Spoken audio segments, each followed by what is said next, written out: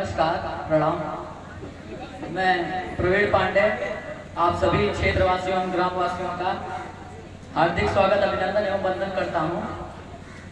मेरी स्पीच कुछ देशभक्ति टाइप है, जिसको भी बुरा लगे क्षमा करिएगा।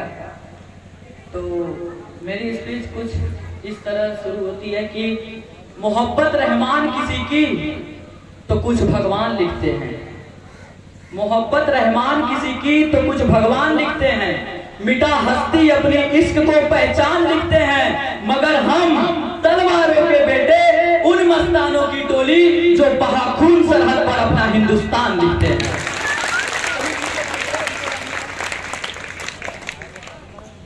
छह पंक्तियां अपना परिचय देता हूं, आप सभी के सामने प्रस्तुत करता हूं। ये छह पंक्तियां मेरा परिचय है।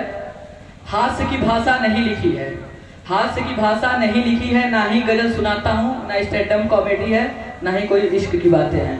कि हास्य की भाषा नहीं लिखी है, ना ही गजल सुनाता हूँ, कविता लिखनी नहीं है आती, चीखे लिखते जाता हूँ। देश मेरा जल रहा है, आग लगी है सीने में, भूखमरा सब व्यस्त दिखे हैं, खून गरीब का पीने में। तो राम मंदिर या बाबरी का पक्ष नहीं मैं लाया हूँ, घायल भारत चीख रहा है, चीख सुनाने आया हूँ, घायल भारत चीख रहा है, चीख सुनाने आया हूँ। आप लोगों में से कितने लोग कुलभूषण यादव को जानते होंगे? लगभग सभी लोग। कोई पाकिस्तान के बारे में कह रहा था, तो साहब मैं आपको बता दूं कि पाकिस्तान बहुत जिम्मेदार देश है।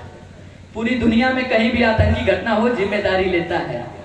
तो पाकिस्तान के लिए कहना था कि फिर पिता को ठेस पहुंची, फिर बेटा नादान हुआ है, फिर पिता को ठेस पहुंची, फिर बेटा नादान हुआ है, फिर फिरौन ने सीमा लांगी, भस्मासुर को अभिमान हुआ है, तो फिरौनियत को फिर मिटाने मूसा हृदय क्षेत्र खुले, भस्मासुर मगरूर हुआ है, शिव का तीजा नेत्र खुले।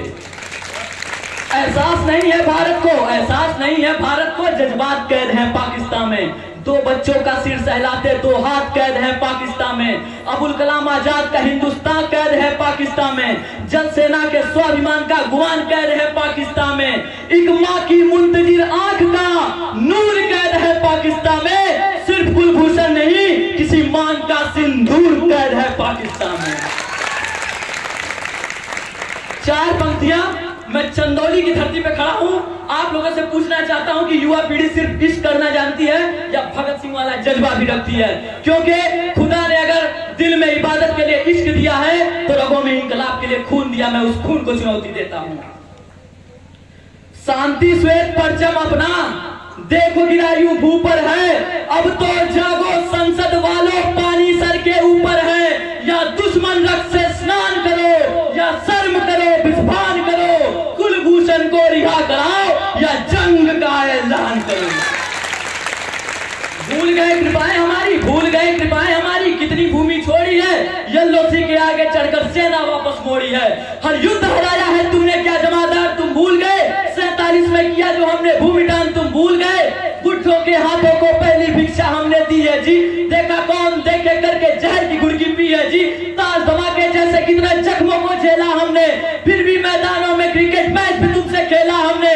कश्मीर समस्या हमने छाती पर ले रखी है, पीओ के नाम की दौलत भीख में दे रखी है। अरे अपने अग्नि शस्त्रों की भी चीख दबा रखी है जी, और अश्वमेघ के घोड़े पर भी लगाम लगा रखी है जी।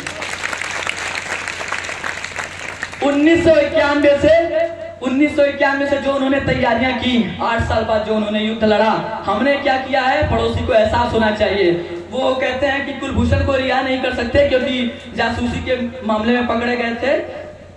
तो पाकिस्तान के लिए कहना था कि तुम भूल रहे हो, शीशे से पत्थर नहीं तोड़ा जाता। अरे 93,000 छोड़े हमने, तुमसे एक नहीं है छोड़ा जाता। और कुलभूषण अभी तक रिहा नहीं हो पाया, हमारी एक भूल का नतीजा है। ये भूल हमने 47 में भी किया था और यही भूल हमने कुलभूषण के भी केस में किया था। भूल आपके सामने रख रहा हूं। फांसी रुकवा ली है हमने, हर्ष फव्वारे नहीं मिले। फांसी रुकवा ली है हमने, हर्ष फव्वारे नहीं मिले। पाकिस्तानी सलाद गलाने वाले अंगारे नहीं मिले। फांसी फांसी रुकवा ली है हमने, हर्ष फवारे नहीं मिले, पाकिस्तानी सलाद गलाने वाले अंगारे नहीं मिले। वो आईएसआई के दफ्तर में तो हंसता सावन आता होगा, रणविजयी मुस्कान लिए खिलकर रावण आता होगा, और यहाँ पर एक अभागन रूखी रोटी सेक रही है, कितने दिवाली से आंखें राहभूषण की देख रही है। प्रताड़ित करने वाले सारे उसे बेकार समझते होंगे, 70 वर्षों के जख्मों का एक उपचार समझते होंगे। क्या सोचते हैं तबीयत नासाज बनाकर छोड़ेंगे, फिर दूसरा तरफ जीत हिमराज बनाकर छोड़ेंगे। क्या सोचते हैं हंसी खिठोली वाली बात है कुलभूषण, लाचार अनाथ फुटपाथों का लाचार अनाथ है कुलभूषण। अरे नशा उतारो पाकिस्तान का, मदमस्त होकर ऐठा है, अनाथ नहीं है कुलभूषण, वो भारत माँ का बेटा है।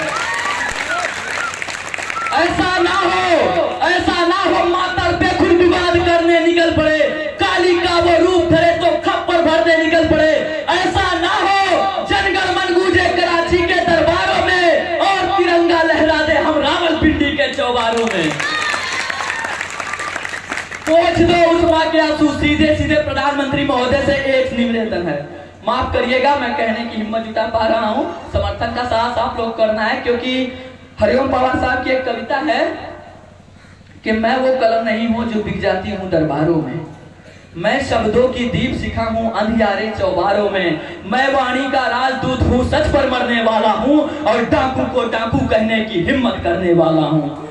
तो सीधे प्रधानमंत्री महोदय से एक कहना है कि पोंछ दो उस माँ के आंसू, या इमरान तलक प्रस्थान करो, कुलभूषण को रिहा कराओ या जंग का ऐलान करो।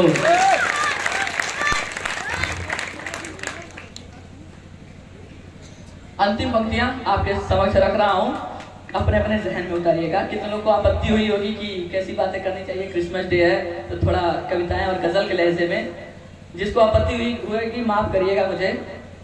ये पंक्तियां हैं कि पुनः लंकेश ने जब कील पक्ष पर ठोका है, राम धनुष की प्रत्यंचा को चढ़ने से क्यों रोका है, प्रकांड ज्ञानियों को भी जब धर्म यादना पड़ता है, फिर बात साधना पड़ता है, फिर बाण साधना पड़ता है।